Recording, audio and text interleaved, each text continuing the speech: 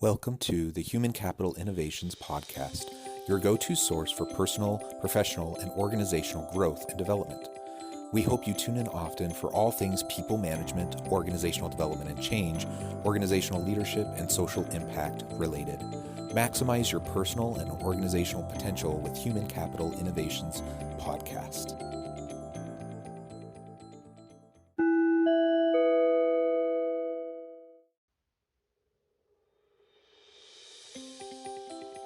Welcome to the Human Capital Innovations Podcast. In this HCI podcast episode, I talk with Stu Minshew about responding to workplace mental challenges as a leader.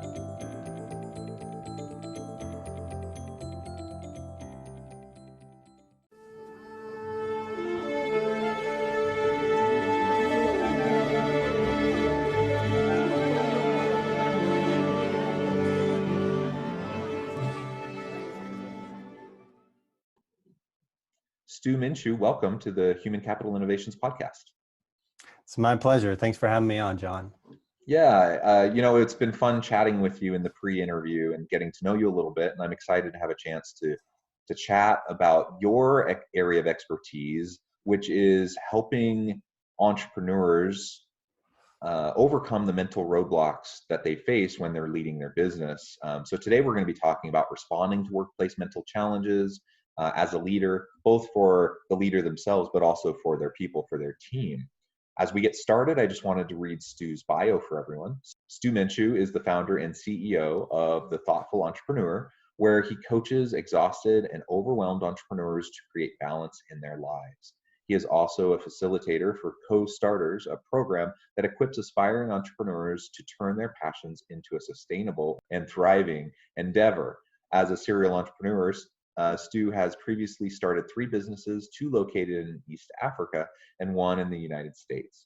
You can connect with him online at thethoughtfulentrepreneur.com. And I'll also link, Stu, to your LinkedIn profile in the show notes so people can get connected with you there as well. Again, a real pleasure to have you on the podcast today. And before we dive into the discussion, anything else you would like to share with listeners by way of personal background, context, anything like that? Yeah, so how I got to working with entrepreneurs in this field is experiencing some of these issues myself as an entrepreneur, like you mentioned, experiencing fear and anxiety and even burnout in my journey.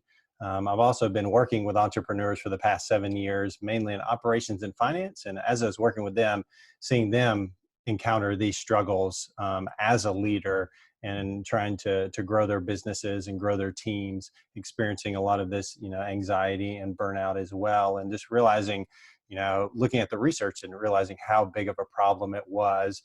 I'm really a little over a year ago kind of shifted to working with entrepreneurs in this space. Like I said, just seeing how big of a problem it was and how it needed resources out there to address and equip entrepreneurs and leaders to overcome some of these mental roadblocks that they face. Yeah, I really like that. And I think that's just so needed. I mean, at any time it's needed, but right now within the context we're in, I think it's a heightened level of stress and anxiety and challenge. And so many small businesses are struggling to stay afloat, and leaders carry a lot of burden, in terms of obviously they're trying to keep, from an operations standpoint, they're trying to keep things afloat. They're trying to be effective and efficient, make payroll and those sorts of things, but also, thinking not only about their own mental health and physical well-being, but that of their employees, balancing all of that and recognizing that their people rely on them. If I'm a entrepreneur and a leader of a small business, I have people that rely on me for their livelihood, and that's a lot of pressure, not just for yourself, but for others and families that rely on you. So, I think that builds up over time unless we can establish healthy mechanisms and approaches to dealing with those challenges on an ongoing basis, practicing self-care and making sure that we're taking care of ourselves so that we can take care of others. Yeah, I mean that's very true. That's the thing is anxiety in itself is not always a bad thing. It can help you make decisions. Like you were mentioning, if you see that your cash flow is getting low, you need to make some changes and make some pivots to change that so you can meet your payroll. The problem is when we get too much anxiety and it becomes overwhelming and we can't move forward. And that happens a lot amongst entrepreneurs and leaders in general. It's just it builds up, and a lot of that is because of kind of can be our culture.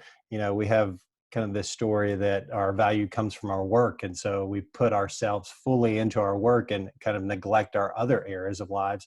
And it also happens when we face challenges like we're facing now with the pandemic and things like that. And so there's a lot of uncertainty out there, and so that can cause that anxiety to come in bigger ways and can cause it to paralyze us and keep us from making the decisions we need to make to move forward or to pivot or do tap into this creativity that we need to make some of these hard decisions that have to happen during this time. Yeah, yeah, absolutely. And so I'm wondering, as you work with entrepreneurs as part of your organization, and you do coaching and you go out and do trainings and things like that, what are some of the areas that you focus on to help leaders overcome those mental barriers, to overcome the stress, the anxiety, kind of those consistently nagging types of challenges that people have to face and they have to learn how to deal with? Yeah.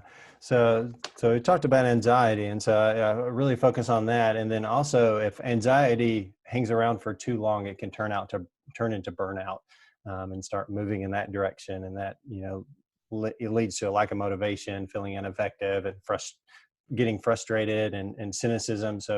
So when I go and work with different individuals or groups of people, I'm looking at those two things, that really that anxiety, that kind of in the moment things that you're thinking about, but also the long-term effects that it can have. And so when going out there and looking at it, we really have to understand what how is this affecting us. And it really affects the brain and how the brain functions. When that threat is present, when we're feeling that anxiety, it shuts down that rational kind of slow thinking part of the brain, and it relies on that unconscious reaction part. So if you think of that fight or flight or freeze, if we've heard about that, that's what kicks in when we're experiencing. And so we have that tunnel vision. And so it's hard for us to tap into our creativity. And so we have to understand that first and understand how the anxiety, how our burnout is affecting us. So that's kind of that first stage, is how is it affecting us, keeping us from tapping into our creativity, keeping us from making decisions, what long-term burnout effects is burnout having in our lives. And that can cause us to become more prone to anxiety and mood disorders. It can increase addictive behaviors. Our physical health can even start to deteriorate. So that's the first thing, is really helping people understand, if you don't address it, it can have detrimental effects to not only your work that you're doing, but also your mental and physical health.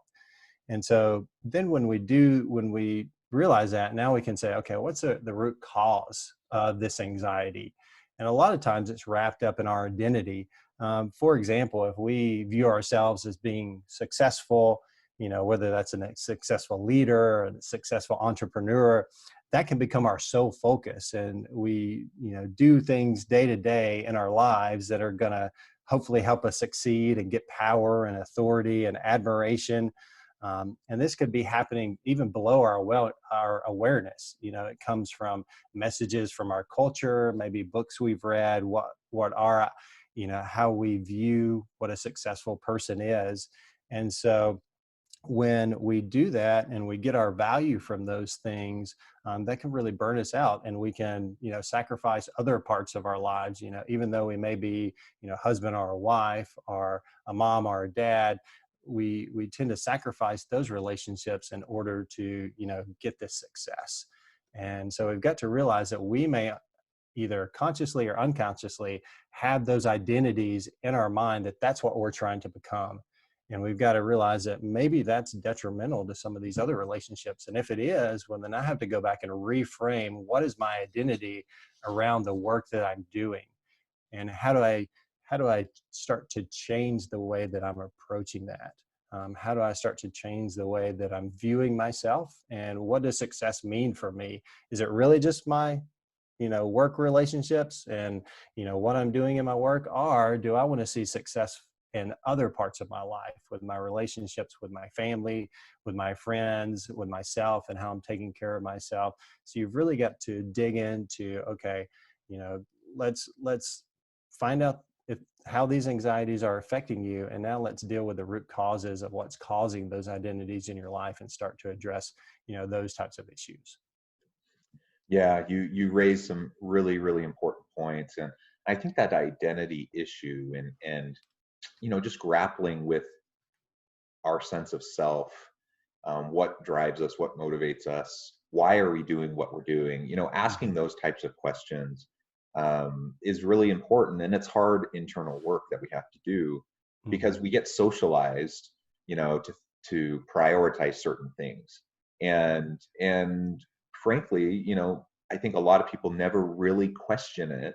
They Hmm. never even look to disrupt, what they feel expected to do, or what they, how society defines success, and they go down a pathway, and then sometimes they find themselves 20 years into a career really realizing that they don't actually like what they're doing. They don't, it doesn't fit with them, but they were doing it because they felt like that was what they should do. That's what people expected of them to do. That's what success looks like, without realizing they made all these choices along the way because of those external expectations, not fully recognizing, realizing, what matters most to them and what should be driving them towards their own Hmm. personal definition of success.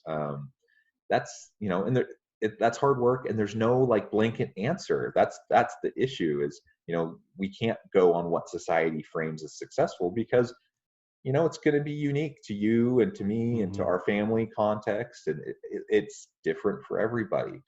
There are common principles, of course, but everyone has to make those decisions, and I feel like when stress and anxiety and burnout are high, there's often an incongruence that's present with individuals and their life situation. Whether that's incongruence in home life, incongruence in work Hmm. life, whatever.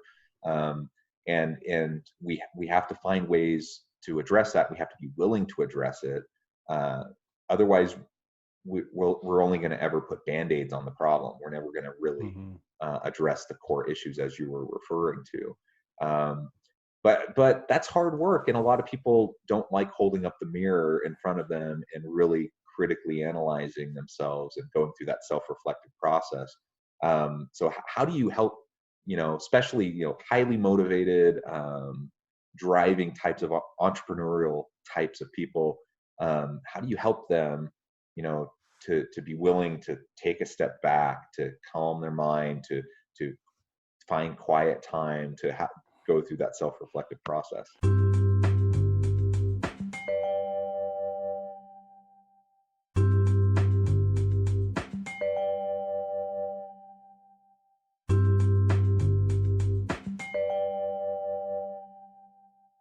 Yeah, so you've really got to, that's a great question. So you really got to dive into actually, having, not doing that is hurting the work that you're doing and hurting your performance.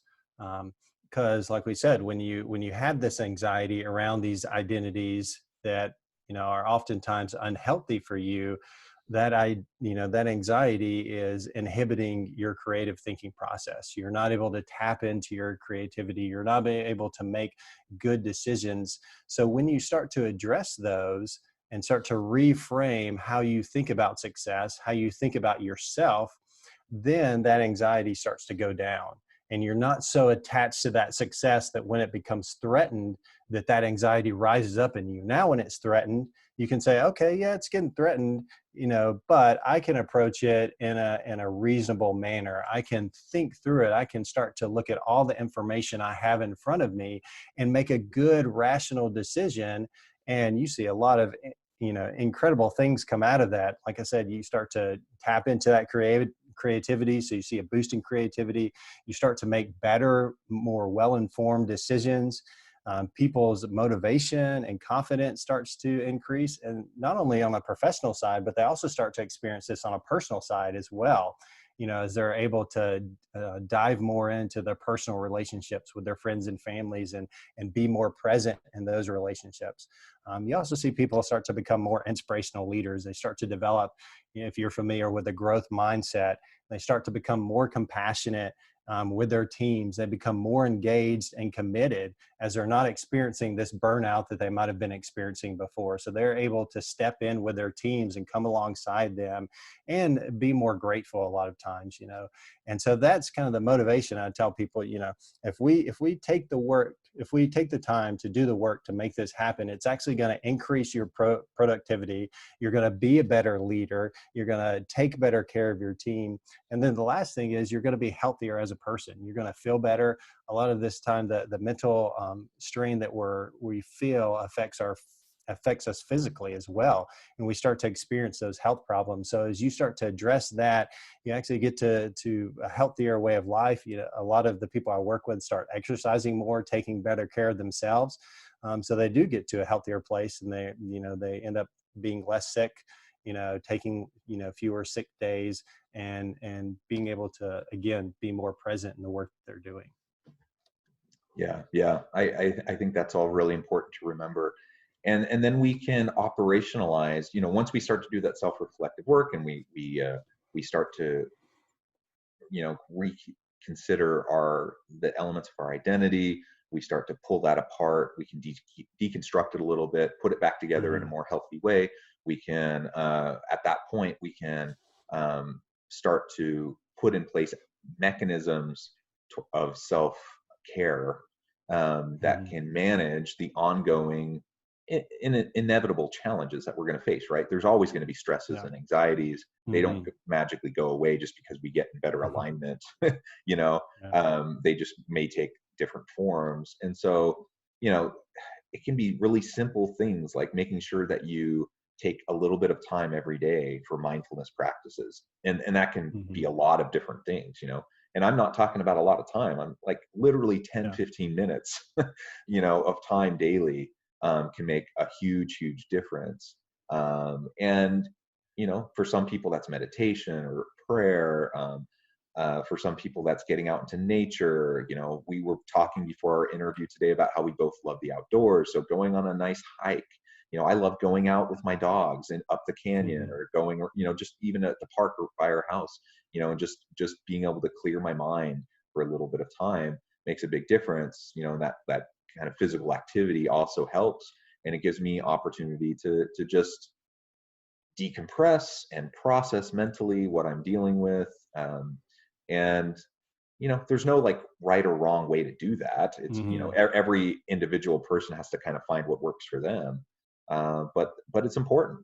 Find what works for you. Maybe that's joining a yoga class, or doing Mm-hmm. Zumba, or CrossFit or something. Maybe that's simply taking walks, doing stretch breaks. There's so many different things that are pretty simple, but when you do them consistently over time, it really makes a big impact on your physiological health, which impacts your mental well-being. Yeah, I think that's a great point. So that's one of the things that one of the first steps I take with people that I work with is I get them to start doing what I call the weekly 140. And so that's just 20 minutes a day. And so it adds up to 120 minutes over the week. And to focus on one of three areas. So either do something physically, do something mentally, or do something emotionally to take care of yourself. And, like you said, on the physical realm, that could be exercising, could be yoga, hiking, swimming, jogging, dancing, just, eating healthy.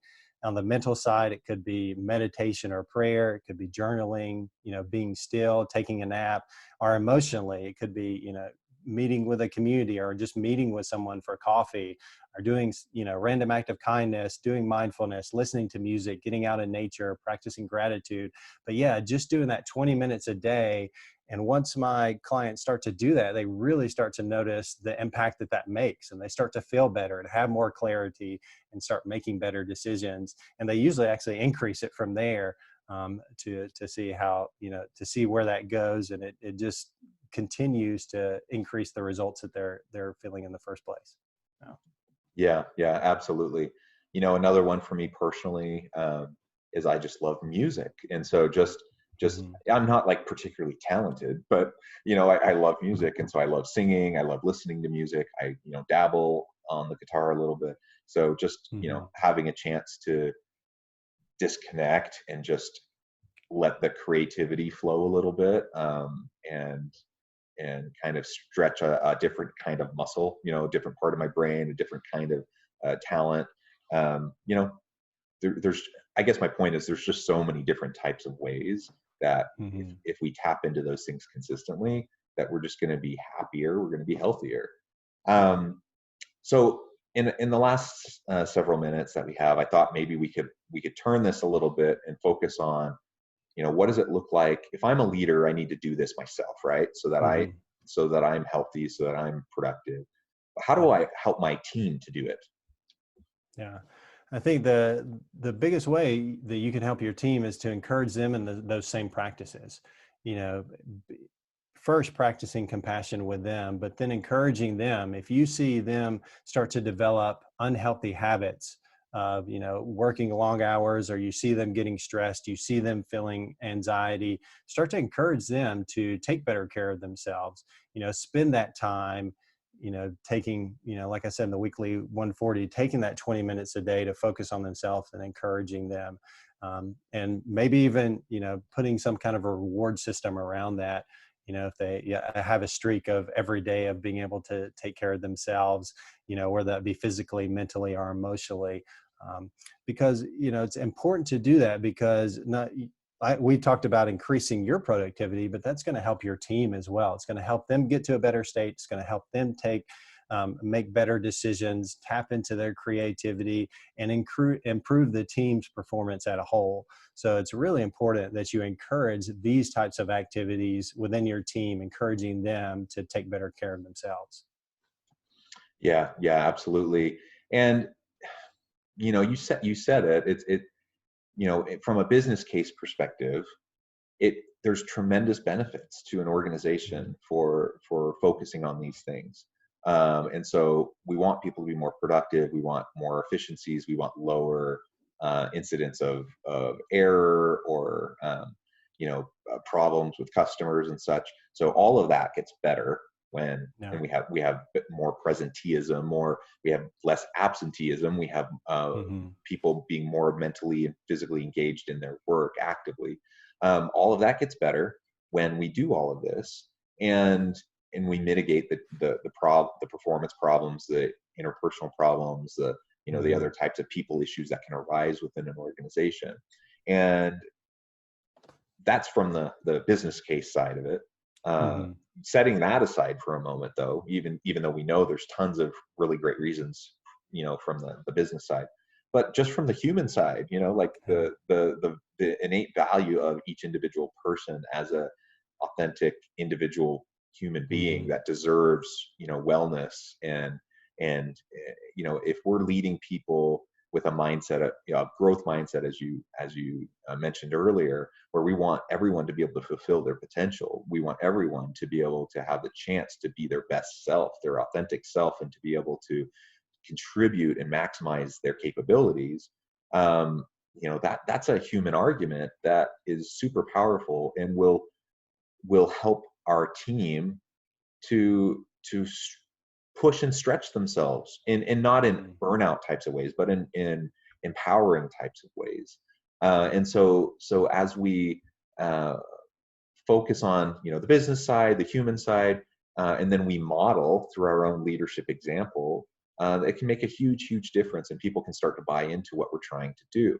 I will say, as a caveat to that, though, like, we can say all the right things, and if I'm a leader and I'm saying, hey, you need to practice these wellness elements, and I'm going to monetize it, I'm going to, or incentivize it rather, I'm going to try to really push this as an initiative. If I say those things, and say all the right things, but I don't do it myself and I don't model Hmm. it for my people, they're not going to do it, because they're going to follow my example. So we need to first get on board ourselves. We need to make those changes, and then we need to consistently model that through our behavior, through the way we talk, through our interactions with our people, and that can drive a lot of healthy outcomes. Yeah, I think that's a great point. And not only like you said, the outcomes, but the interpersonal stuff as well. You'll have better relationships with the people on your team. But I think that you said the key thing is you've got to be willing to model it yourself. They're not going to take it seriously if they look at you and they see that you're not, practicing what you preach. You're not putting in to practice those things as well. So I think that's key as a leader. Absolutely. Well, Stu, it has been a real pleasure. The time has flown by. We're almost to the end of our time together today, but perhaps we can continue this discussion another time. But before we close today, I wanted to give you a chance to share with listeners a little bit more about how they can get connected with you. If there's anything you want to share by way of upcoming events or things you would like listeners to be aware of, and then I'll give you the last word on the topic. Yeah. So I'd love to connect with anyone who wants to learn more about these or, who, wants to help them improve themselves or their teams. And so you can find me at thethoughtfulentrepreneur.com. You can come there and learn more about my coaching program, which is the Thoughtful Growth coaching program. And so if that's of interest to you, you can find me on the website. You can send me an email, stu@thethoughtfulentrepreneur.com, and I'll be happy to talk with you and help you learn more about that. Again, it's been a real pleasure talking today. And I hope everyone will stay healthy and safe, that we can continue to find meaning and purpose at work each and every day. And I hope everyone has a great week. Thank you.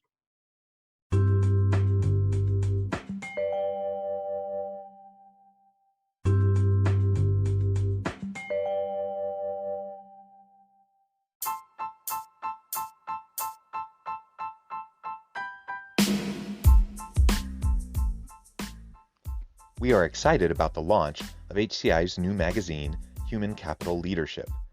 Human Capital Leadership is a free, interactive e-magazine designed to help individuals, leaders, and organizations find innovative approaches to maximize their human capital potential. We will be publishing issues quarterly in August, November, February, and May. Check out the first issue and let us know what you think.